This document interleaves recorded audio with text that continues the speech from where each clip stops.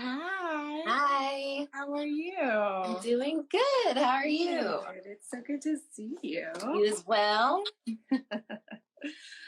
So we just met recently. Like this is and it's it was one of those funny things of I realized I'd actually been following you for a little bit, and then after I did your photograph, I put the name with your business. So that was really Yes. cool. The creepiness of the internet. Brings us all like-minded folks together, and at times. Well, awesome. So for the folks who don't know out there, Sydney is a proud AT-alien who's been practicing tarot for 7 years. Each reading is tailored to the individual's comfort level, and she's an intuitive empath with a degree in psychology. Her style of reading is very relaxed and practical, and you will leave her sessions feeling a sense of clarity, insight, and practical and applicable advice. So I really appreciated the way you worded that, just because I do feel like tarot sometimes can be a little, people can be a little like hesitant almost when, like, for me, I've been reading cards for years. It's just like part of my daily ritual, but I definitely know people who are a little hesitant to do something like that. Most definitely, yeah. Definitely with because I came from a totally different industry. So I came from the music industry. And so when I started doing tarot, it was kind of like, wait, what's going on here? And it's like, yeah, well, secretly I've been doing this in my room with my friends and my family for the longest. But when I started doing it, that was like a weird bridge to you know what I mean, bring those two worlds together. So to your point about it being, some people being hesitant, yeah, it's been a very weird adjustment, probably for people that have known me for just being like a event producer and kind of like, what? That's weird, So I've had a lot of those conversations to kind of like show people that it's just you being experiencing yourself in a different form when you're using tarot. So it's been fun though. I like to teach and show people different ways of like looking at things. Yeah, and I could definitely see how like producing like a musical event, you could still like pull some of that type of energetics like into like doing an actual reading for people. Less people involved, but right. Definitely protection. I put a lot of that up when for sure. Yeah, so with this particular project, one of the things I really wanted to spotlight are just like these different women who are doing really incredible things in Atlanta. And one of the questions I've kind of been starting off with everyone is, what does creativity mean to you? What does creativity mean to me? For me, that's been being creative is something that when I was little, I always just wanted to be, right? Like I just wanted to be the best artist or the best painter. And it was something that I would get books and my mom would I'd like, give me this drawing book. And I would always be trying, but I did not have the skill. Okay. It wasn't there. So when I was younger, I thought creativity was something that was so like, oh, I drew this picture or I wrote this song. And so it was I was looking at it very extrinsically. And as I've grown up and realized that for me, creativity is the inspiration that I receive from Source, the universe, God, and however that comes through me, whatever we create as humans, whether it be, bringing folks together for an event or creating a really beautiful like picture or photo or photography, that is all creative energy. And it's just shifting that perspective and understanding that, yeah, I may not be Beyonce when it comes to creativity, but my own inspired thoughts and ideas, that's what creativity is me. Just those inspirations or those ideas that are like, oh, that'd be cool. And then just acting on that from a place of centeredness and feeling very connected to anything that you're doing, to me is what creativity is about. Oh, that's beautiful. Yeah, maybe we all have like a small slice of Beyonce's creativity. Right?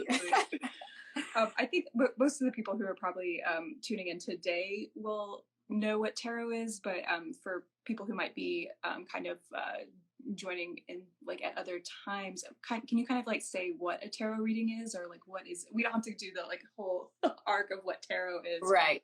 Just kind of like what do you normally tell folks who might not know what a tarot reading is? Yeah, so it is a form of divination. So you're using the tarot to connect with, I use the tarot to connect to a client's energy. So a lot of times what it's doing is I'm pulling your energy through my energy and the cards are telling the story of what's going on around you currently, what happened in the past, what may come up in the future. But really what it is, it's energy reading in a kind of storybook telling way with the visuals. The tarot actually has a story surrounding it. So once you learn that, it's a very easy, well, can be very easy to interpret that message for readers. So really, it's just an energy reading, is how I view tarot. And the tarot allows me to connect what I'm feeling with the meanings of the cards. Because it's like your soul's journey is what the tarot is, how they describe the tarot. It's like your soul starting from the Fool to the World. And then all the crazy stuff that happens in between. Have you kind of like seen in the readings you've done, I know 2021 is like a pretty new year, but have you already seen some like certain cards that are just being really prominent already this year? Interestingly enough, the World has come up a lot. And awesome. I love that too, because like I always try to weave in numerology as well when I'm reading. Sorry, it's my dog. So when with this year, it's all about change. And so I feel like a lot of people, with it being 2021 equals a 5, change. And so a lot of people in the reading so far have been getting this confirmation that all these things that they've been writing down in their journals and wanting to manifest really changing within themselves, really being a year where like that change is manifesting. So that's why I've seen the World card come up a lot, because it's all about that abundance and success and like reaching your goals. So that's been really great. It's funny that you say 5. I've pulled the 5 of Wands so much already, and I'm like, I get it. I love, so you kind of so you have a psychology degree, right? Yeah. How has that kind of like played into your practice? Oh my God, so much. It's so interesting because a lot of times when people come and get readings, they're like, I've been going to my therapist for 5 years and you just summed everything up in one setting. And I'm like, yeah, well, your therapist has a lot of rules that they have to stick within and I don't. So that's my favorite thing about it, is because basically I went into psychology because I wanted to help people. And I have this interest in how people think and how they behave and why and what's going on. And so all of that base that I learned in psychology, I've used it just in general with, like I said, working in the industry that I was with. I'm working with all types of people, and you have to read people's personalities and understand who works well, what type of communication works with this person. So with tarot, since I get to connect energetically and from a spiritual space and have that basis of just kind of like how the brain works, it allows me to communicate, I feel, in a more authentic way, and a more understanding way. Like sometimes if you get a reading, it can feel disconnected. And I really think my psychology degree allows me to understand the humanness behind spirituality, because sometimes it can feel like 2 different worlds. And I think it helps me bridge that gap so people don't feel as like, no, that's too out there for me. And it's like, no, it's already everything that you're already doing, just maybe looking at it this way. So I think it helps me with the practical side with people that may be more hesitant to understand, or, you know, they're just now exploring their spirituality. It helps kind of like ground it and bring it back down. They're like, oh yeah, that makes sense. Yeah, I do appreciate when people have like, the evidence-based practice within their mysticism, because I do, we are in this like, with this human existence, like I find that those, like having those two things together can be really useful. And it's Definitely. definitely, I've been a Reiki master for a long time, and by when I say a long time, I mean 6 years. So I guess that's not that long, but and it's been interesting with looking at different energy healers, because there's certain people who, like, you can get a Reiki certification in 15 minutes on the internet today if you want Right. to. But I have found, like, actually doing a lot of the work of like figuring out the anatomy of the body, and like figuring out these, like, having like these a little bit more practical things have really informed my energetic practice, and that's been a really like nice tangent. Yeah, for sure. I think it helps because, for a long time we grew up just in that scientific, like, education. Well, when we go to school. And so it's, that's more comforting, or more people understand it more. They understand like that type of information being given to them versus like, oh, I'm feeling your energy in this chakra. Like, that's like, wait, what? And it's like, are you sad? Are you feeling sad? Like, so yeah. Yeah, I definitely, like, with the school, because like as a kid I feel like we're so magical and we're so attuned with like all of these things, and then like school kind of beats us out of it, and then like becoming adult again is more about like swinging back into that magic. No, most definitely. Like, I hope maybe in the future they can have like a curriculum. I think it would be so awesome to have that, like a chakra, you know, class you go to, energy class you're going to, and just learn that always, because it's just so helpful. It's so, and it's you, like, you don't have to go anywhere but just being in your body, no matter who you are, to experience that energy. So it just allows you to know yourself better. And I really wish and hope that maybe our education system can veer that way. I was lucky enough, I photographed the aura of an 8-year-old recently, and Oh, I was talking wow. about meditation, and I like asked her, she was there with her mom, I was like, asked her if she knew what meditation was, and it was really funny because she's like, oh, I meditate every day, and I was like, it's like when I was 8, I was not meditating. Right. These kids these days, they're pretty cool. How long have you been in Atlanta? Well, I'm from Georgia, so okay, yeah. I was born in Northside Hospital. Oh, me Yeah. too. I know, we don't get any love. It's all about the Grady babies, but I'm like, the Grady babies. Yeah. Northside. So yeah, I grew up in Paulding County, which is north of Cobb. My family lives in Marietta, and I'm in Sandy Springs now. And I went to Georgia State, so I stayed here for college as well. So I've been a peach my whole life. Yeah, I'm currently at Georgia State, so. Oh yes, I love it. that was the best, to me, the best choice I made, because it really allowed me to connect with so many creatives and understand that world, because it was something that I always just admired. And then, everyone in Atlanta is just so creative on so many levels, doing all kinds of different things, from tattooing to photography to fashion to producing, like everything. And just to be around and see how young people were just creating, like when I was in college, I was like, oh my God, what? Like, this is amazing to me. So I love that I got to go to Georgia State, because it really made my foundation, like, truly.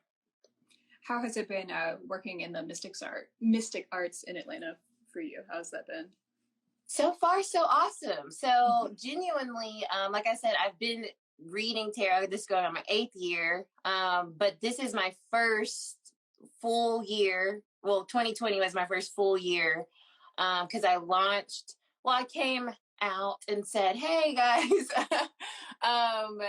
if you've gotten a tarot reading from me in the past, could you like send me some feedback? And that's kind of how I started last year, to like start with like, hey, I'm doing this for everyone now. Like, I'm going to advertise myself as a reader. So far it's been isolating because of the pandemic. Yeah. But through that, at the beginning of the year, we did mystic moon ceremonies, which are full moon ceremonies at Ode to Wonder. And that was awesome because that was my first time of like bringing like spiritually like-minded people together in a way that was the center of it, not music. And from there, I met so many great people just from the few that we were able to have before the pandemic started.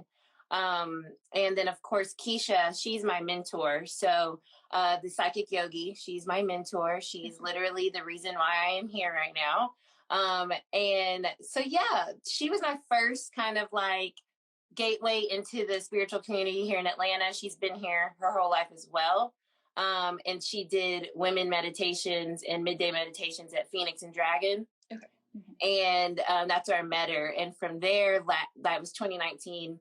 I connected with her and kind of just created an organic relationship. So she's my partner on the other side of Arcana, ATL. And that's been great. The other people that I've met that do this work, they've all been super amazing. We collab a lot. Like I have a giveaway partners. So it's just been very embracing. But also I know that I'm not naive to know that like that is just hopefully who I'm bringing in and will continue to bring in because I know like just with anything, and that's kind of like this weird fear I have. I don't want this practice to turn into like feeling how I was feeling in the music industry and this sense of like competition and all that low vibe stuff. Like I'm just hoping to just continue to meet awesome people because so far, so great. Just like yourself. That's why I was like so awesome that Sienna at Ode to Wonder, she was like, I'm going to go get my aura photographed. I was like, what? I want to. I want to do that. I want to do that. And so like immediately she just sent me your information and I was like, oh yeah. And then like 2 seconds booked because I was like, oh, this is happening. And then it was interesting because so many people were like, oh my God, she's so awesome. So obviously you probably came to like an event or something that someone had. Like they might have like, I don't know, hired you as like someone to come out and do something with cool kids. Because a lot of the cool kids were like, oh my God, yeah, I had mine taken with her. Oh, I missed the boat. Oh yeah, and I do feel I feel very lucky. I've done a lot before pandemic times. We used to do a lot of events. We used to do a lot of like full moon like lots of different moon ceremonies, and it's definitely been. I used to live in San Francisco for a while, and definitely the speaking on the competition aspect of it that you were kind of mentioning. It's been in San Francisco, it felt so competitive all the time. Like if you wanted help, it was always going to be very expensive. And in Atlanta, it's been this really beautiful, like, I feel like I could pretty much ask anyone. There's no one who's like inaccessible. Yeah. There's no one who like, people tend to be really responsive and like want to collaborate, which I did not find in California, which I found here, which has been really, really beautiful to like. And yeah, one day we'll do these mystical events again. I know.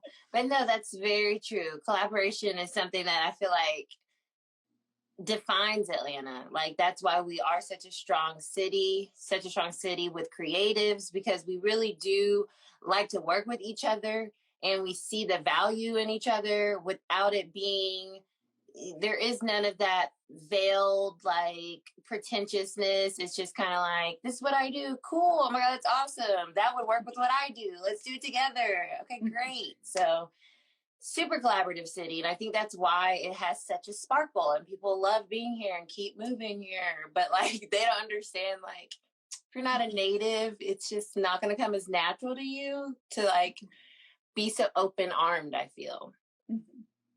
I've definitely noticed there is like there is a growth of the availability of working with different readers. Like within my lifetime, I've noticed there's like a lot more people doing this work. Do you kind of have an idea like why people are moving more into like tarot and energy healing? Yeah, because and I'm sure you know too, because we're all shifting. Like that's literally what we're doing as a collective. And it's interesting because it seems like trendy, but what it really is people are understanding their connection with their soul more. And when you do that, you're going to gravitate towards things that help bring that out, like tarot or Reiki or any of those things. So it seems like, well, everyone's just getting on this bandwagon, but really everyone's kind of like realizing, like, wait, I've been super in my humanness and I've been forgetting about my soul. I've been forgetting about my purpose, like what I'm here for. And the main reason I shifted so drastically from the music industry to here is because I felt the soullessness in that space. And it was a very empty, draining.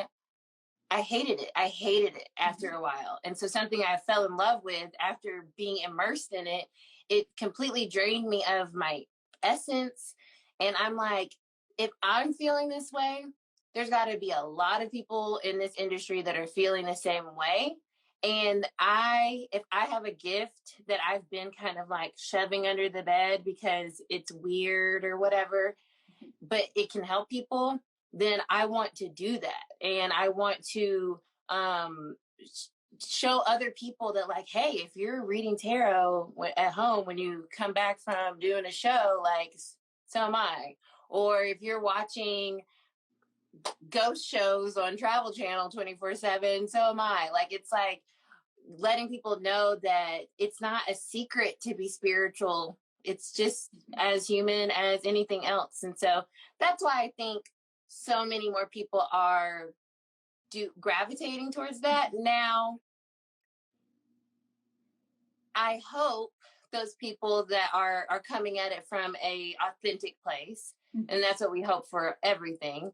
But they'll weed themselves out anyways, because that's one thing about this work. If you're not of it, then it's really clear to see. And so someone's just going to go to someone else that they feel more connected to or feel that they are grounded in the work that they're doing. So I think it has like a natural, like, gate that keeps, some folks from, exploiting it in a way. Cause I don't think it doesn't, what do you get out of it if you're doing that? Like, it's spiritual work kind of has that kind of like, it checks itself. If you're coming from a place that's just not rooted in anything authentic, then spirit's going to be like, you're not going to be using me to get work or whatever. So I think it's cool. I think the more the merrier, because we're all different and we can look at the 5 of Wands and get completely different interpretations that are just as true as the next one, right? So it's not, it's because your intuition is yours. And so, yeah, maybe you can read about tarot, but that doesn't mean that you're intuitively, interpreting the message the same way as the next reader. Yeah, like for your particular style of reading, are you doing a lot more channeling? Are you still using the cards a lot? Like, what are kind of, if you want to talk about that? Yeah, no, for sure. It's interesting because I used to, at the beginning when I first started, publicly doing it last year, I would always sit down with my journal first and like sit with the person's energy and just write whatever was coming to my head. And that was a way of me like testing myself, I guess. Like, okay, like I wrote this down, like, it made me feel more secure to like write it down. Yeah. And I realized I was flipping through the journal I use for readings, and I'm like, it used to be like all these words written down, and now it's literally just like the person's name, their birthday, and like that's it. Because to your point about channeling, I realized it helped me learn. It's just like any tool or any skill, the more you do it, the more comfort you have in it and trust you have in yourself. So now when I'm channeling, now I channel more than I was, because now I realize that the cards are really just a direct like reflection of what I'm getting anyways. So yeah, it's like a mix for sure, because even now I'm learning and new things like every day. I'm like, wait, that's weird. I've never experienced that before in a reading where I'm getting somebody's name, like stuff like that will start to happen more often. And so, yeah, it's always evolving, and it's like super exciting because I'm like, I know there's just more for me to like grow in this space. And the Tarot Thursdays that I do on Instagram Live, that really is like my school for myself. Yeah. Because it's like, okay, it's kind of like a drill. Like you gotta go and you don't have time to think, you're just going. So I really like doing that because that's really helped me build my skill set, my intuition up, and like create a community with new people. So yeah, I think I do a little bit of both. Channeling, of course I'm reading the cards. I love Oracle too. Like Oracle's awesome because that is a lot of time where your channeled messages get confirmed, right? Like you're saying this, and then when that card flips out and you're like, what have I been telling you this whole time? And then this card comes out. Like that blows my mind still to this day. Like I can't. I love when that happens. So yeah, I like all of it. I'm not gonna put one above the other. So for Arcana ATL, do you have anything else on the horizons? Is it pretty much going to be readings for now, or? Yeah, so Keisha is a Reiki master. She's also our meditation guru queen, okay? So I'm just so happy to be able to collab with her. So we'll continue to do our full moon. We just shifted that to Patreon though. So now we'll have full moon ceremonies through our Patreon membership. We'll keep our new moon on IG Lives. We just have been doing it like that. So we'll keep the new moon for the collective, but we're just shifting full moon to Patreon. And for myself, just continuing, she'll probably start doing some videos as well, but the YouTube channel, I'm just going to continue to put energy into that. What I've been doing is the journey of the tarot through pick a cards. So everyone loves to pick a card. And so I kind of just use right now I'm on the major arcana, obviously. And yeah, I just explained that card in the way it relates to whatever pile that you're picking. So I'm going to continue to be building that up. And there's something, I'm also, this is new for me, and like back to the bringing it full circle, creativity. I'm someone, my Gemini, I have Gemini in my 10th house. So I'm just like, when it comes to career, I'm just like, oh, this is interesting. Oh, this is interesting. And I'm just like this all the time. So it came to me, just like every idea I have just comes to me. And so I'm working on a pilot for like a show. So that's what I'm really focusing on right now. It'll be like a branch of Arcana too, but still paranormal. I'm excited. So yeah, that's what I'm working on. And of course, readings, and more readings. Well, it's been so great talking to you. Can you kind of just quickly tell people how to find you? For sure. You can follow me at arcana.atl on Instagram, as well as follow the YouTube channel, which is Arcana ATL. And you can book a reading with me at experiencearcana.com. And all of those links are on the Instagram. Oh, cool. It was so good talking to you. Thank you so much for taking some time out of your day for this. Yes, it was great talking to you too, Charlie. And I appreciate you so much for the opportunity. And I have my little aura picture right over there on my altar. So thank you so much. Yeah, thank you so much. Thanks everyone for joining. All right. Bye. Bye.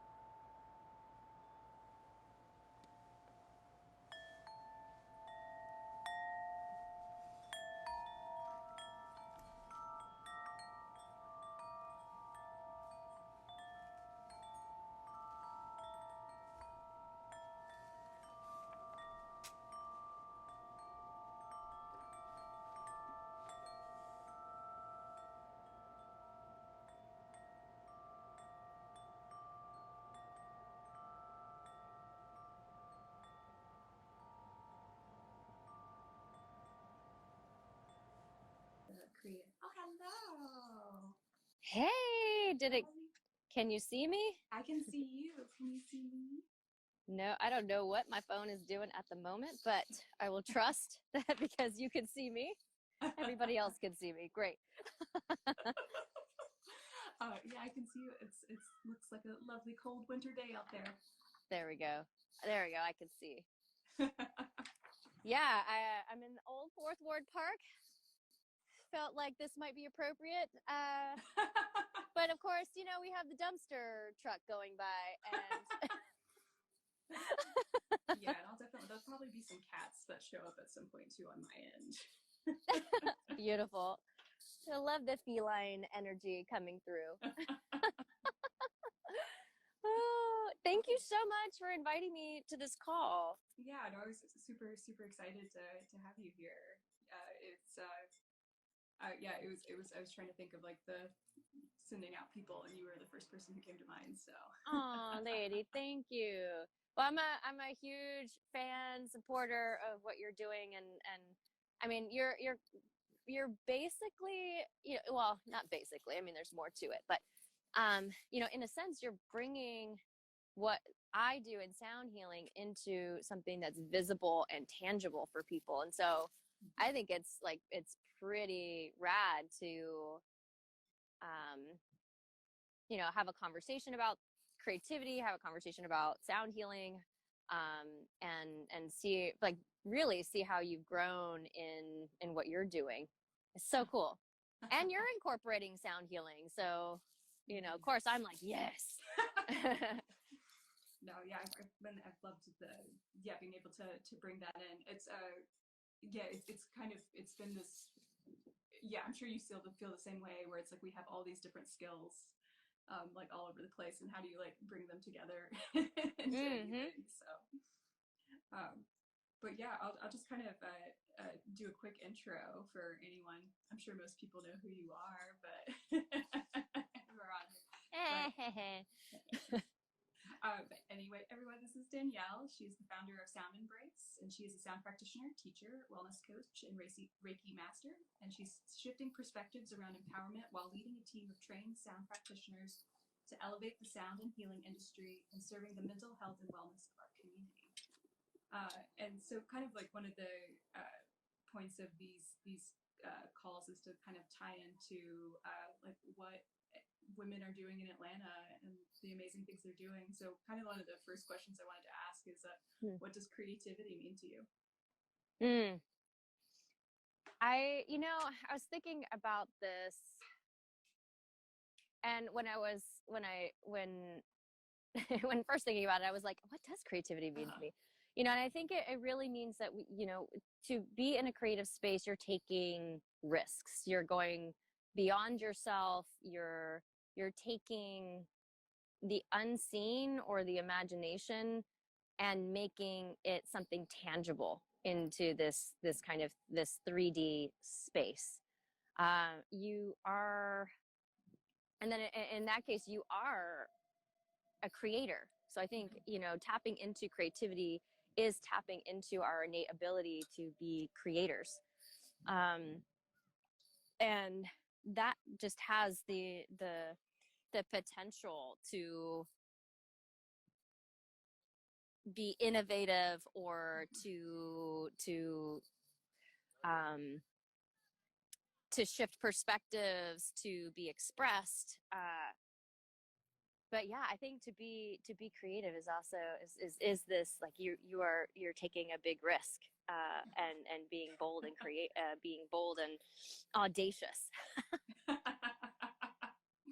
love that. Yeah, when I kind of like, I feel that you have been that sense of the word bold, because you are taking sound healing into places where I think it's really needed. And I think even before I had ever met you, I'd kind of I'd seen how you were working like with hospitals and like with different healing centers, and how I was kind of like blown away that was happening in the South. Yeah, you know, I get that a lot. It's like, you know, first people are like, why did you move from San Francisco to Atlanta? And like, you don't know about Atlanta, do you? Yeah. You know, for me, bringing it into these spaces really has nothing to do with the like bringing it into that specific space. It really, and I know that's really weird way to put it, but it's, I mean, I got into doing this work because I had my own health challenges, and I found through my own, you know, growing up very strict military family, not being open to any alternative practices, or modalities, let alone even say the word modality, you know, that, um, you know, I went to a doctor, I took the medication, and I just did what the doctor was told. And I didn't really know, I didn't know to be curious. I didn't know to ask more questions. And through my own health challenges, ended up being forced to be more curious, being forced to being open to other wellness practices. And eventually I found sound healing, and I just found that it was a tool that awoken this part of myself to be more inquisitive, to be more curious, not just about myself, but also the world. And in bringing it into, because it was such a powerful tool in my health, and my personal development, bringing it into these other spaces like hospitals and corporate wellness programs, and now, you know, teaching the last couple years, it's been, how do we make this powerful tool more and more accessible to people who may have been like me, where they didn't know to ask questions about or be curious about their health, to be curious that life, you know, why, you know, how can life be better? And now empowering other sound practitioners to bring this work into the communities they're passionate about serving, and then elevating, you know, creating a world that we all want to live in. The South, you know, coming back to Atlanta, you know, that happened because, well, actually there was an opportunity that ended up showing up here, and in sound healing, that opportunity went away when I got here. And so I actually, you know, originally didn't even plan on coming back, at least not this soon or that soon. I moved back in 2016. And, but what that ended up doing was showing me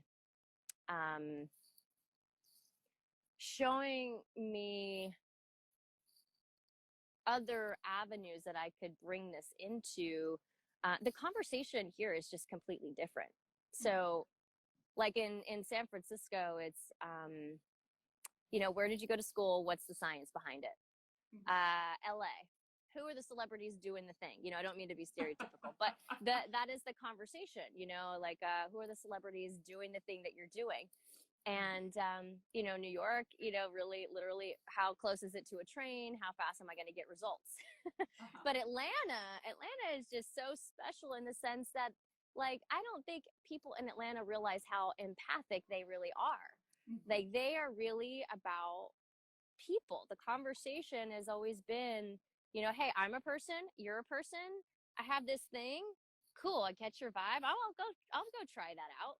And literally, like, you know, that's how I was able to like build it up so fast here in Atlanta. It's just people are being people. Is the best way that I can express it.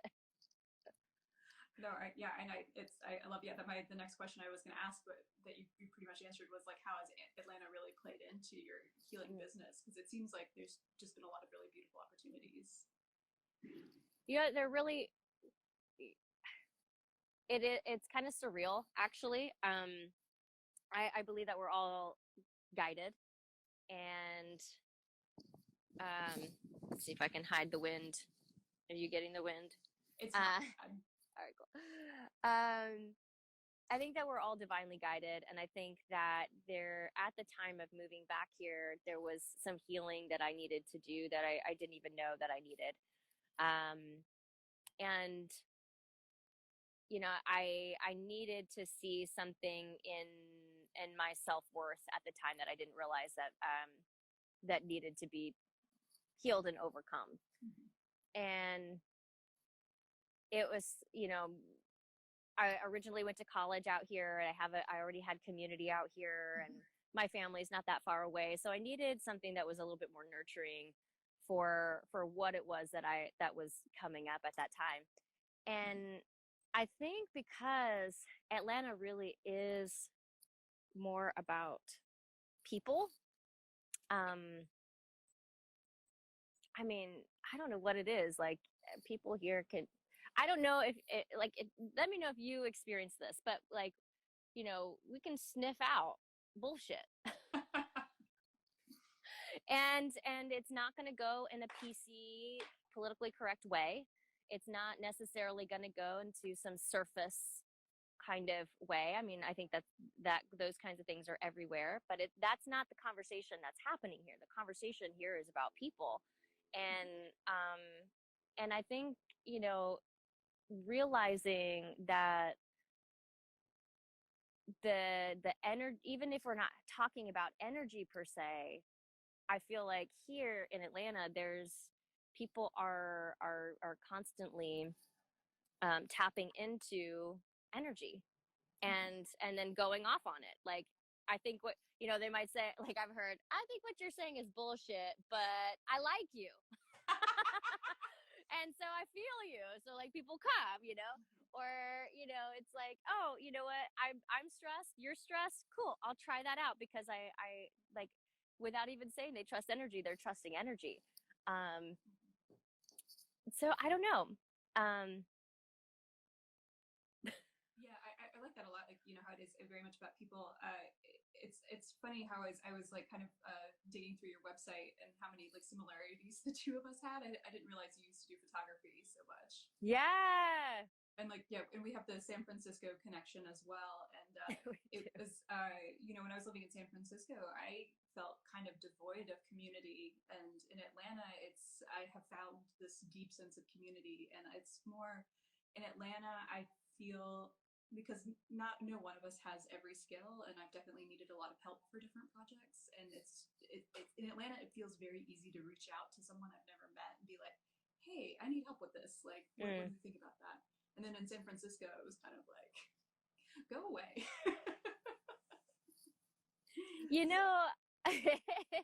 I feel like it's there's a rawness here. Mm-hmm. We have a rich history in this city, and there's a rawness that because we allow it to be so raw, there's a power in that vulnerability and in that rawness. And I think in certain places,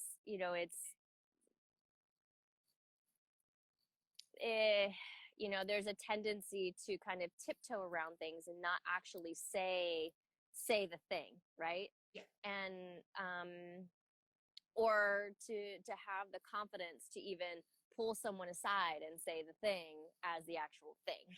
Mm-hmm. And there's a time and a place for everything. I'm not saying to go straight up to somebody's business and call them out in front of their face, kind of thing, right? But there's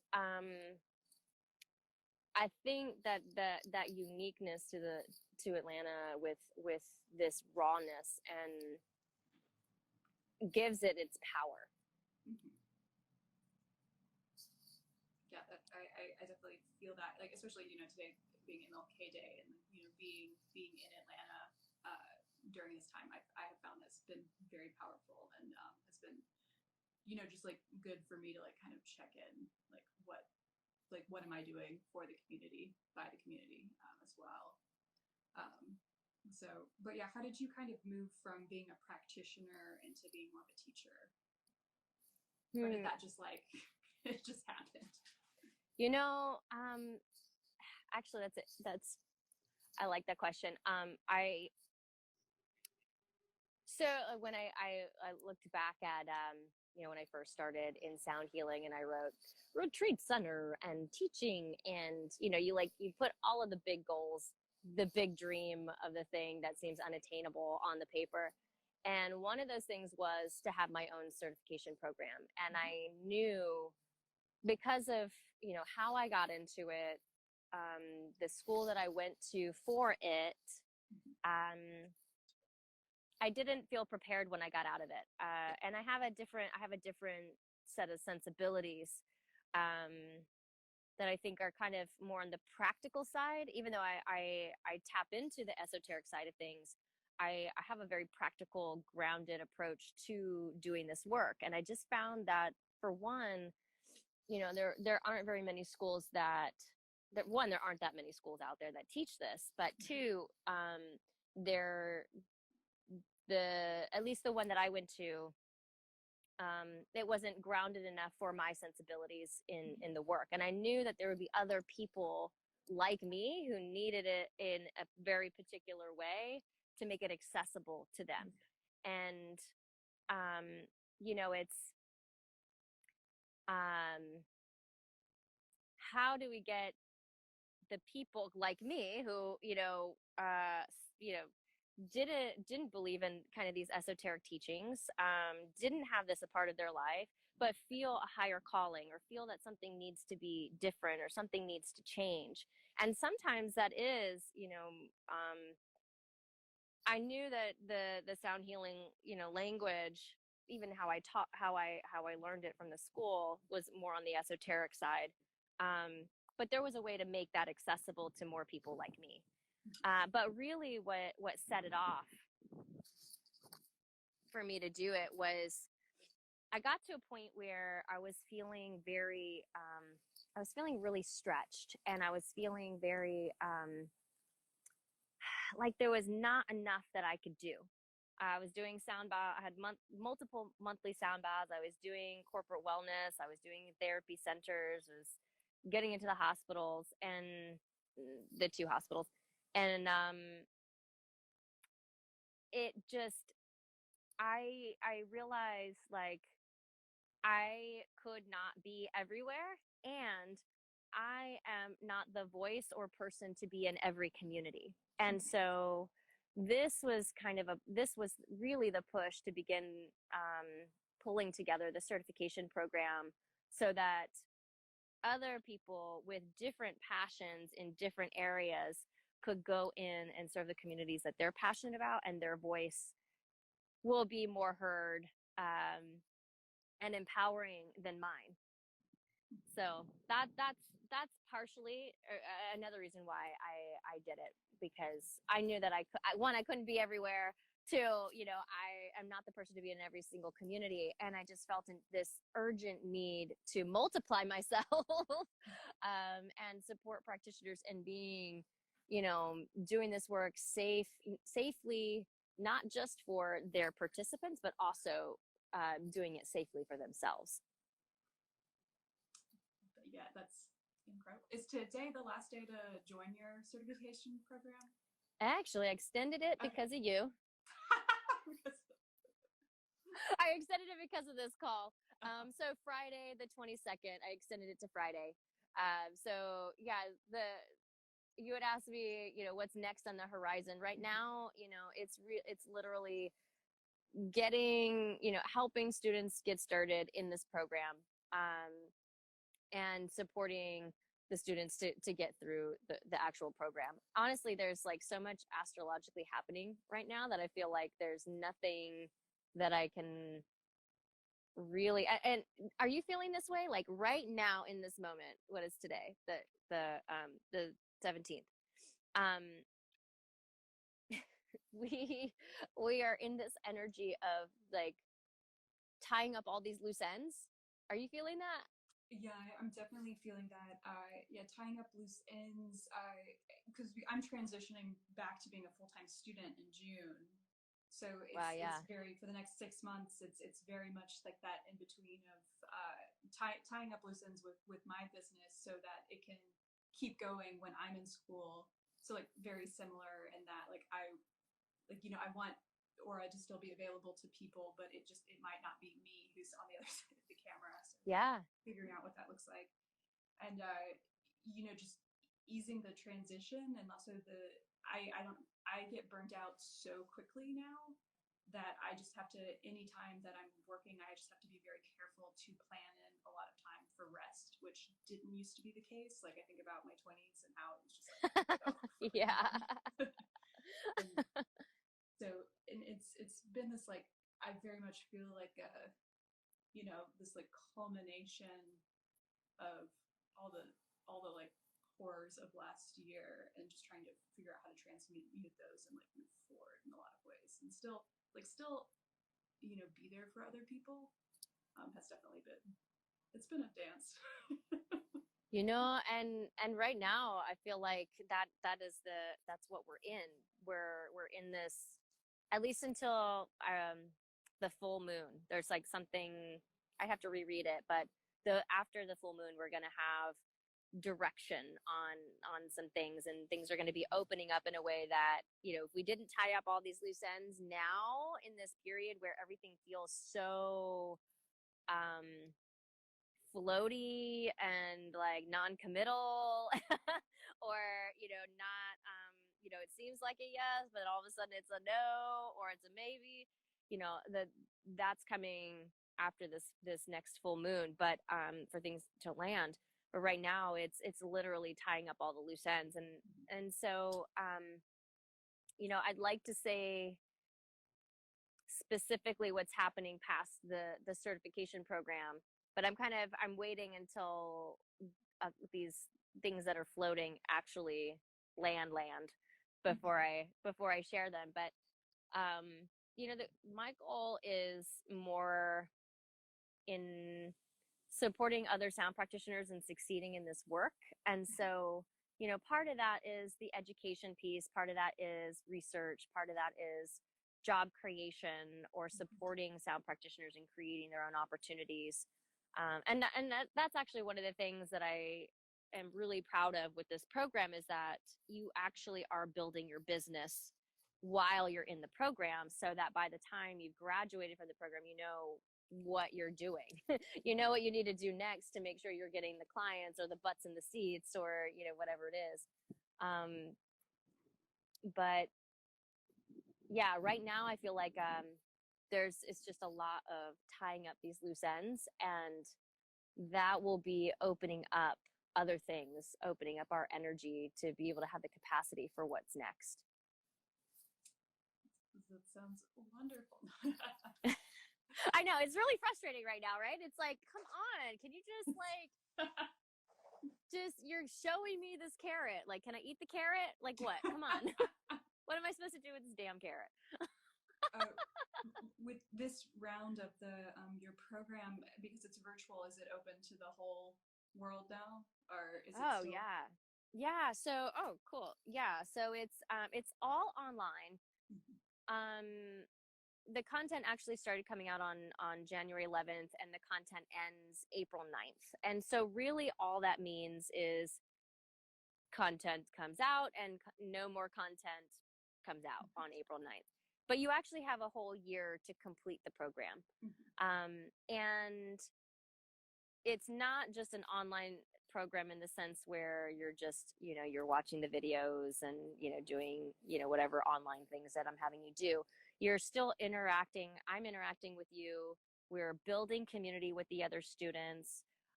We have office hour calls on Tuesdays at 6 p.m. Eastern Standard Time. And so that's an opportunity for you to opt in, to ask any questions with the group, for me to show you different things that you might be, like transitions and different things like that with the instruments. And then, it's very personal in the sense that,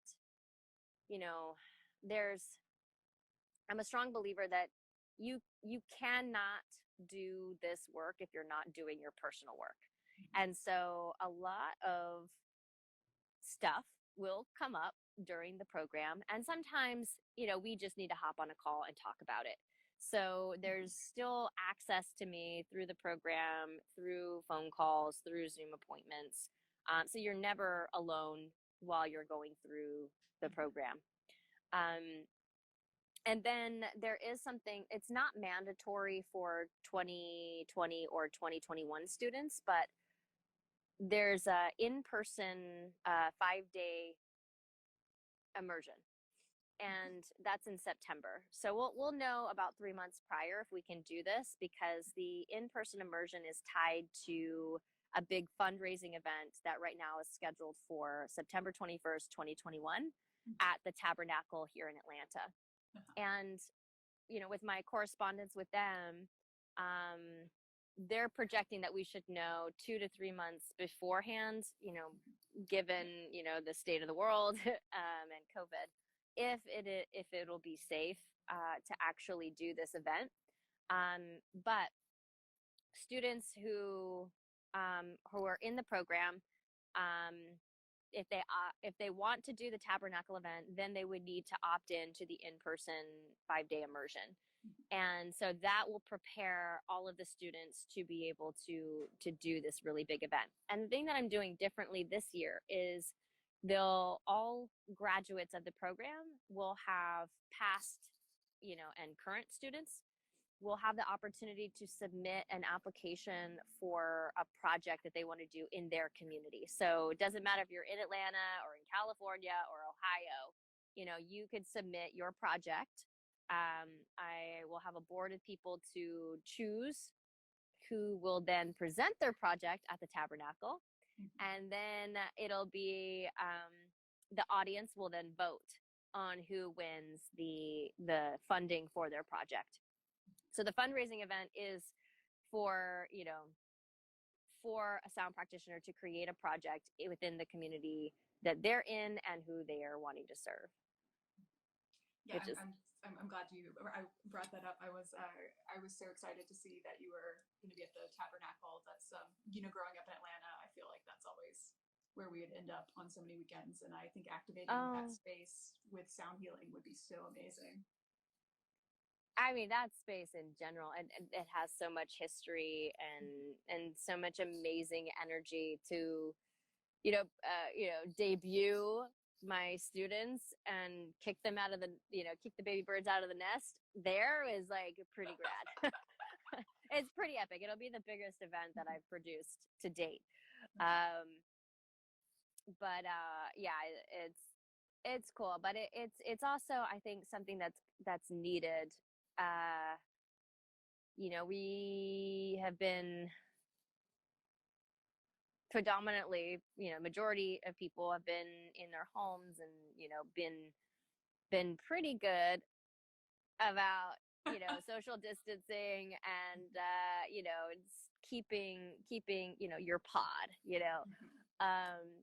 And I think, you know, an event like this where most likely it'll still be, you know, we'll probably still have to take these precautions and be social distance, and we won't be able to be at full capacity for that particular venue.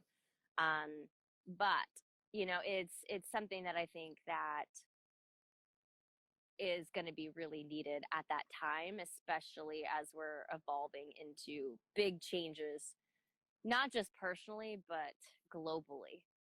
So, and then for it to be able to extend and ripple out, you know, beyond Atlanta, I think is the one of the coolest parts. Is like, it's not just about Atlanta.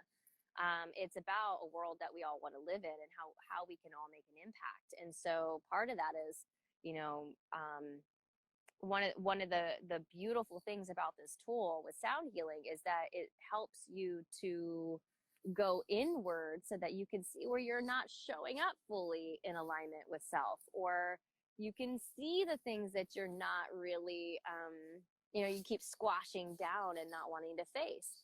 And to do an event like this, it not only ripples out into the community of people who are coming into the space to feel a sense of peace or calm or community and support, but now the practitioners who are graduating, they're also part of that ripple effect, and then bringing it into, you know, the different, I mean, there's students all over the country now taking my course. And so it's mind-blowing to see how, you know, Atlanta actually is the beginning, is the center point of that ripple going out and co-creating this new space.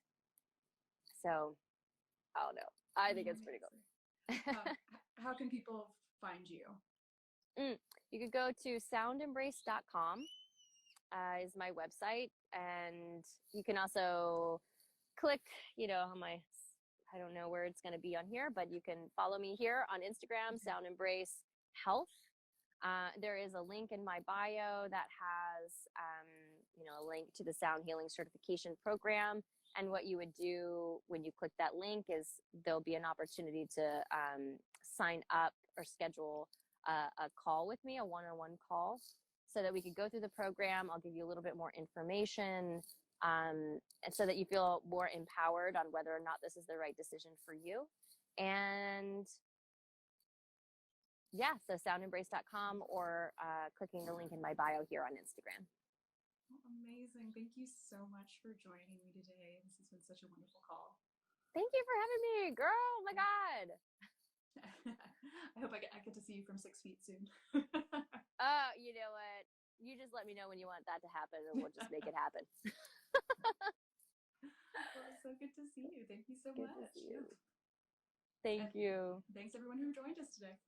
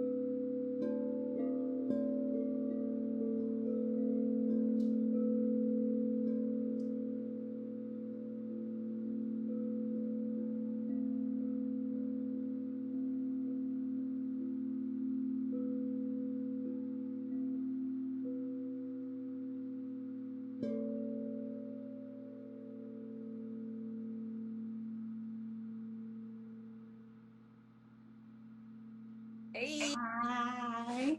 How How are you? are you? I'm so good.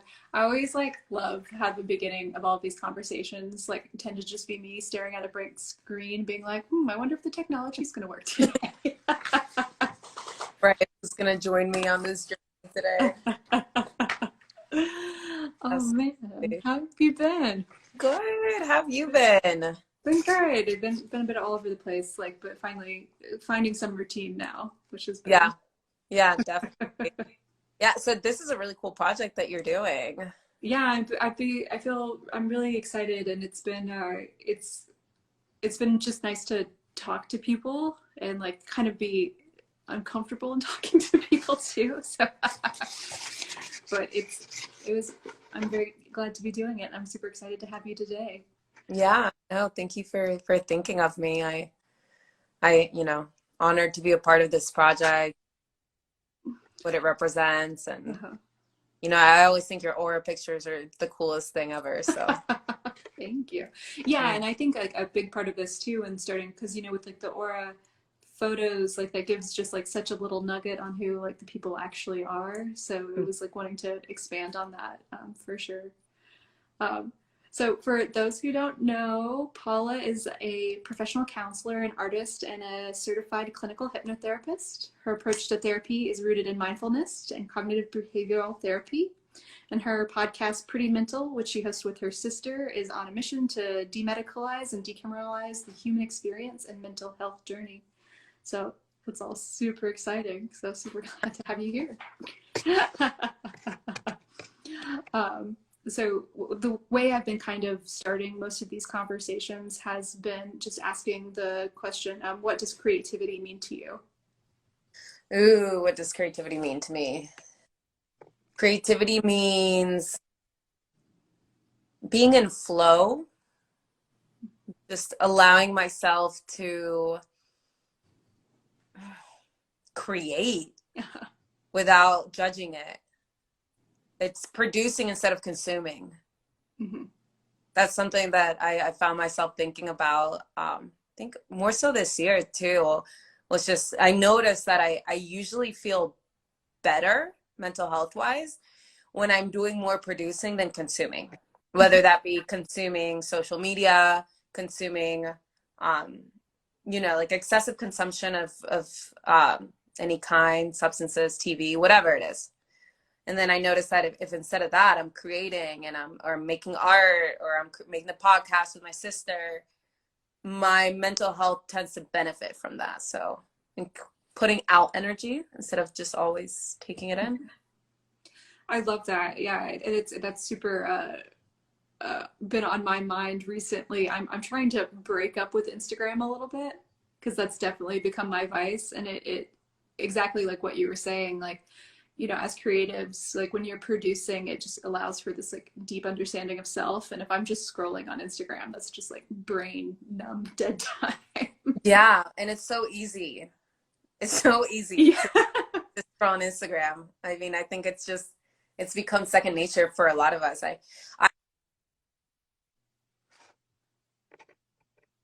Oh, your volume just went out on my end. Can you still hear me?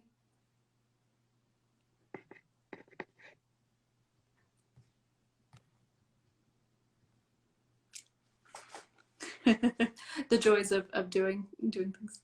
Yeah, I still can't hear you. I'm gonna X you out and then invite you back in. See if that works. Oh, there you are. Wait, so We're back. Okay, I can hear you now. Okay, I don't know what happened. Yeah, I mean, I find that I a lot of times I even have to just delete the app from my phone Mm-hmm. because it's such a mechanical compulsion at this point. I mean, I don't know if you saw that documentary on Netflix that everybody was, what was it called? The Social Dilemma? What was it? The Social Dilemma?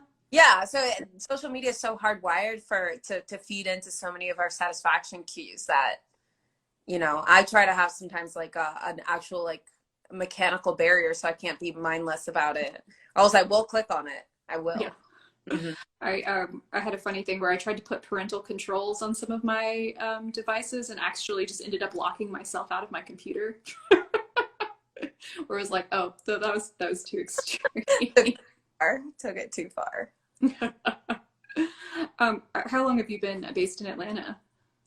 Gosh, so my family immigrated to Georgia when I was 8 years old from Colombia, and we went straight to Alpharetta. And then, I mean, everyone says that they're from Atlanta, like even if they're, so I feel like I've been in Atlanta forever, but I guess I was really in the suburbs for most of my life, and I've probably been in the city for the past like 5 years. Yeah, I kind of am fine with like Atlanta being the bigger. The- I know some people get ornery around that. Mhm. So like one of the points of this project is really like I have found I've been lucky enough to like kind of live all over, and I've found like in Atlanta there's just this like really intense creative community, especially amongst the women in my life. And I was wondering, has that like has Atlanta played into like your art or your business? Like how has Atlanta kind of played into all of that? Yeah, absolutely. So my sister, Valentina, she's she got connected with the Lola, which are actually workshop with. Are you familiar with the Lola? Yeah, but tell people who don't know. Yeah, so the Lola is a networking, and I'm probably not the best to describe this, but it's a networking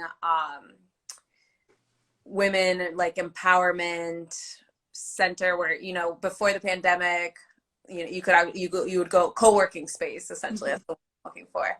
Co-working space, and it's very supportive of any like, women, like entrepreneurship, mental health, just the full gamut. So it's just a female empowered, female led organization for creative and business women in Atlanta. And so she connected us with them. And so just what I've seen in Atlanta, it's a lot of women that are kind of, I've come across anyways, a lot of women that are kind of on their own independent journey of creativity coupled with mental health kind of and empowerment. And there's a lot of love in the community, and people wanting to uplift each other a lot. So that's when I've had a pretty positive experience here. I've done both. I've been like I went to Georgia State too. So that's where I got my graduate degree. And I also studied art there for a little bit too, actually. And so Atlanta is cool. Atlanta, I mean, it's hard too though, because I've only lived here. So I think like if I move somewhere or I go somewhere else, I'll have a better understanding of the full impact that Atlanta's really had on me. All I know is that it's been a huge part of my journey. And it's, definitely allowed me to connect with a very diverse community of people.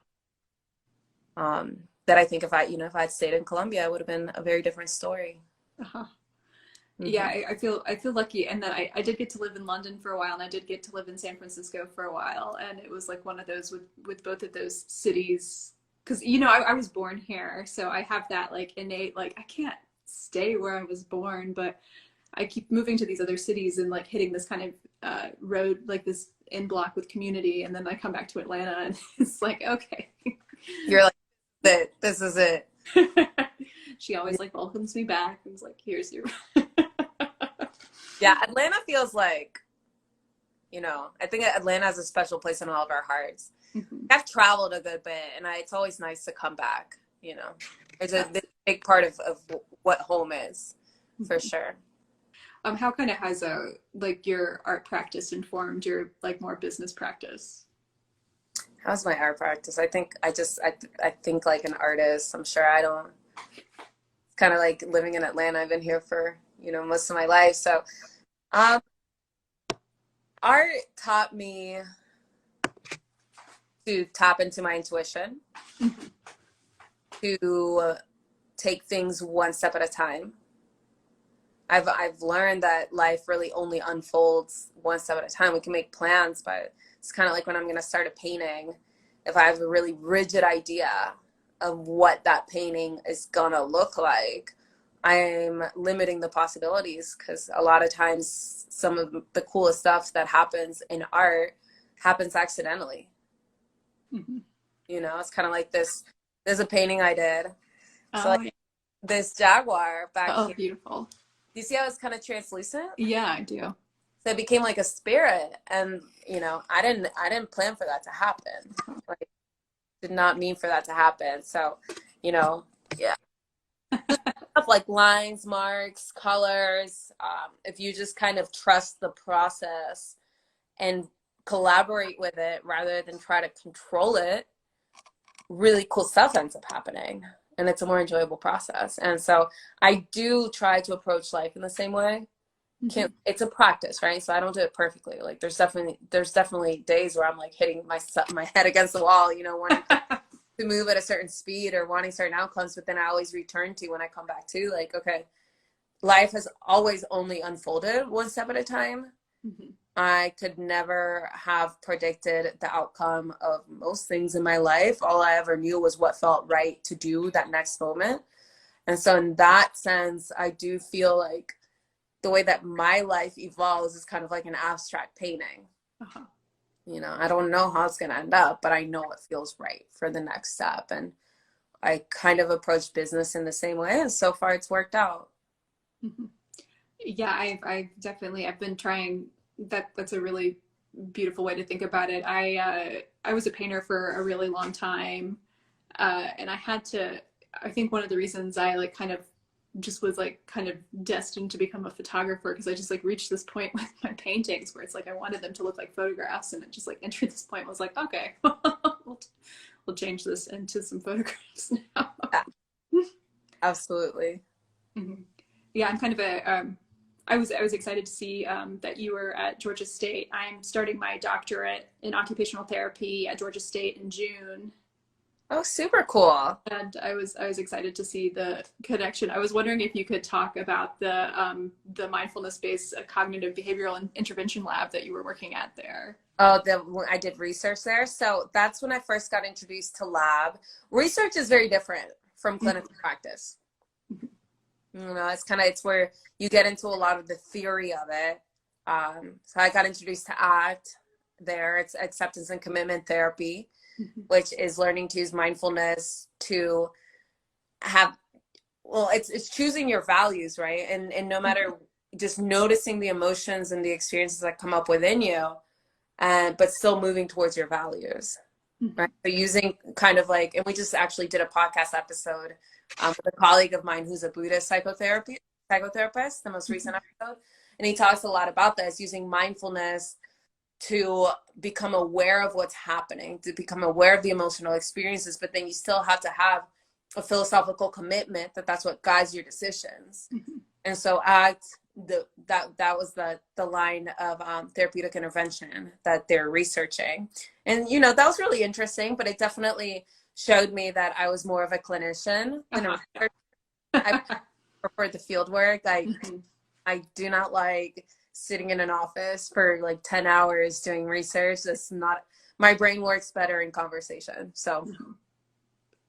Absolutely. Yeah. And I going back for my doctorate now, I'm definitely looking at, like, I'm ready to, because I've always usually worked in pediatrics, so it's one of those things. It's going to be a long time before it's just working with kids again. But yeah, I was listening to your most recent episode, and I really what was his name again? Adam Funderburg.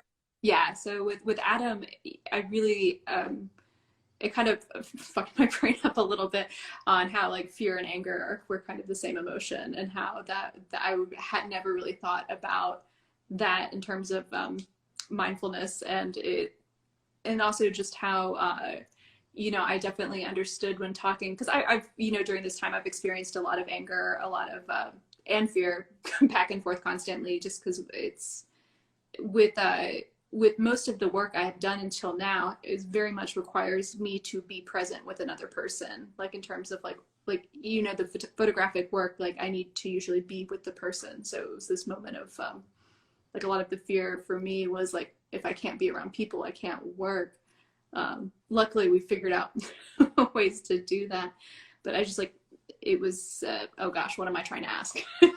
Just like how those like fear and anger really play together was a really interesting thought that I hadn't had before. Yeah, absolutely. I think I break it down down to its most basic. I feel that there's two energies in the universe. You know, everything kind of stems from that. It's either love or it's fear. You know, and like if we feel safe, if we feel nurtured, if we feel like things are going to be okay, then there's no reason to fight. But more scientifically, it's the fight or flight response is the survival instinct. Mm-hmm. You know, when you're threatened, you can instinctively, it's hardwired into us. We either fight, we freeze, or we run. And so we've seen a lot of that, right? I mean, there's a lot of injustices going on, which we talked about on the podcast that, you know, every time I see the things that are happening, groups of people being oppressed, just crazy injustices, right? That we've all been exposed to this year. And always, but we're all sitting at home and, you know, social media makes sure that we pay attention. I feel my heart kind of break. You know, when I see that stuff. But now I'm being as intentional as possible about not letting that turn into anger. Because it's very easy for it to. You know, it's like, how could you do that to another human being? How could you treat other people that way? Like, now I'm going to be angry at you. Like, I'm going to attack you. But the problem with that is that then we're just amplifying the same energy. But that takes mindfulness and recognition. That, you know what, I'm going to surrender this anger. I don't like it. I'm going to recognize the heartbreak, and I'm going to do what I can to move forward in this world in a way that is actually amplifying something different. That makes sense? So it's like, it's the survival response, but now we have something different, higher consciousness, a newer, more evolved part of our brain that can choose differently beyond our animal instincts. Yeah, and I think that's like, I also noticed that you and Valentina practice Vipassana, and that's been a big aspect of my life too. And just I think, you know, recently I've just been trying to figure out the compassion thing, because I definitely, it seems like I'm in a point where it's very like recognizing like I get angrier a lot easier now than when I used to, and I'm trying to catch myself in those moments, because like a lot of it is so out of our control, and it's especially, you know, if, you know, as both of us like work with other people, like stuff happens, like cars break down, like ankles get twisted, so I've just been really trying to be okay with the unknown, and I used to, just in terms of like working with me, have a really strict cancellation policy, and now I just kind of have to like let that go, just because right now things are so unpredictable. Yeah, well, you know, in order to be able to step into that energy of compassion, first our nervous system has to be a little more regulated. I didn't sleep well, you know, if I'm hungry, yeah, if my basic needs are not being met, like, it's going to be a little harder to invoke that higher consciousness aspect of my brain to make that choice and step away from it. So, I mean, that's kind of also being aware of that. Like, okay, what are my vulnerabilities? What are the kind of things that I, as a human being, and knowing how this operating system functions, need to watch out for? If I notice that I'm getting angry more easily, there's probably something that I'm not attending to. You know, like I'm probably not, I don't know, I'm not getting enough sleep. I'm overworking myself. It's like our emotional system starts kind of throwing a tantrum. And that's when we start losing our ability to regulate. Yeah, and for me, like the kind of the lack of being able to go to yoga, because like I'm someone who needs a little bit, like in order to really move my body, I kind of need that competitive edge of like I'm with people and we're doing this together, because like me doing yoga at home is hilarious. It's like, okay, do child's pose for 10 minutes, okay, I'm done. Yeah, I've definitely done that. Yeah, I've done that plenty of times. Just downward dog 1, okay, that's enough. Yeah, it's figuring out the new ways to regulate. Yeah. sugar all the time. Absolutely. So, I mean, we need that community. So I think during this time, like, it's important for people to be patient with themselves. You know, when I have a client that's facing into an exposure, something that they are, it's higher up in their hierarchy, which right now is pretty up in the hierarchy for a lot of people. It's not so much about, we don't expect you to go and to be like, let's get social anxiety. You know, actually kind of opposite response. But if you have social anxiety, if we can just get you to show up to the event, like, let's just work with that. You don't have to go be the most talkative person. Yeah. So during this time, it's like, if we can kind of lower our expectations of ourselves, that's important too. So it's not just, if you're showing up, like, give yourself some credit. You don't have to, if your nervous system is under a lot of stress, like, don't also expect yourself to perform at a certain level of quality that you can perform at when all your needs are being met.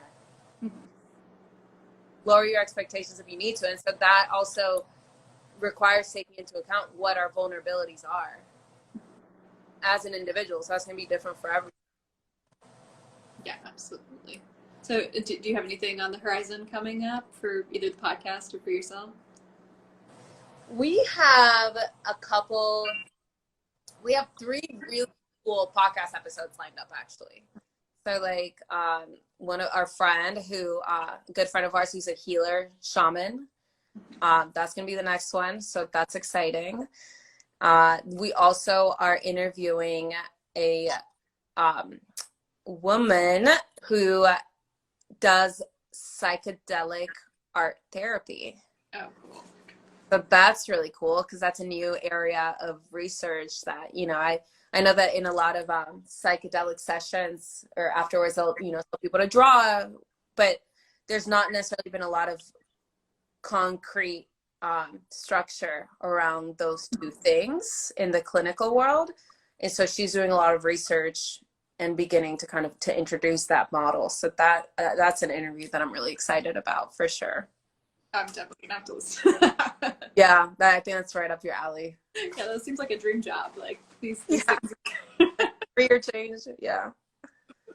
Well, amazing. Well, thank you so much for joining me today. Do you how can people find you?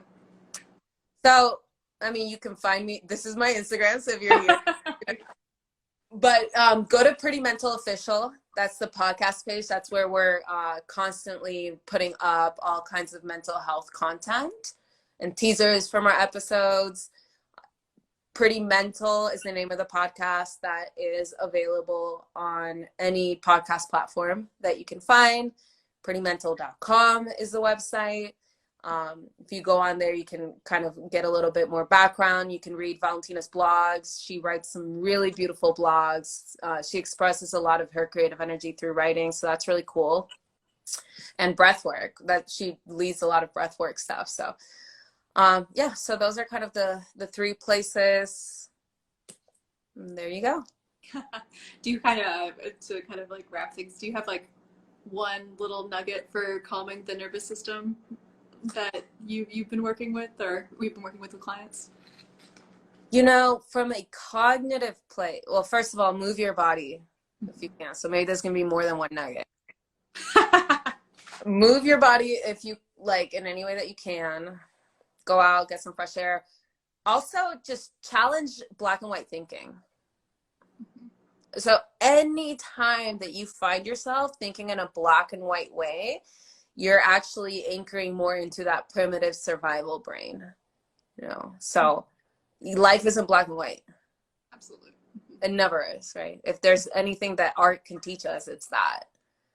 And if we can start, usually with clients, like if we can start restructuring or challenging or releasing that black and white thinking, that already starts to open up areas of emotional regulation in people's lives, because it's that tightness, right? Like it's either wrong or it's right. You know, that person's either a total asshole or like an angel. Like neither of those is probably true. You know, my business is like just absolutely gonna fail, or like it's just everything is gonna be perfect and there's not gonna be any inconveniences along the way. Like neither of those two things are possible. So if we can learn to befriend that gray area and to befriend, the journey of uncertainty a little bit more, that I've seen that and experienced it in my life too, that usually makes a pretty big difference as far as what our body is experiencing as threatening. Well, beautiful. Well, thank you so much. It was so good to see you. To see you too. Digitally and all, but thank you for having me. Such a pleasure. We'll talk soon. Okay, bye.